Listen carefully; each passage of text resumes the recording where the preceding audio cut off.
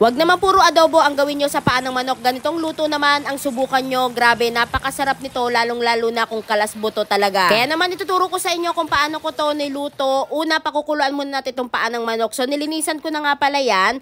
Ngayon, maglalagay lang tayo dito ng luya, dahon ng laurel, pamintang buo, asin, tubig.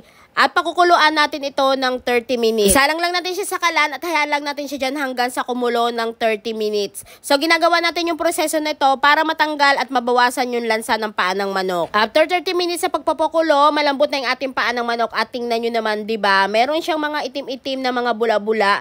So, madumi yan, kaya naman huhugasan natin ito. Hinugasan ko lang yan ng maigi, pagkatapos ay itatabi lang muna natin. Ngayon naman ay magigisa na tayo. Naglagay lang ako ng kaunting mantika at magigisa na tayo ng bawang at sibuyas.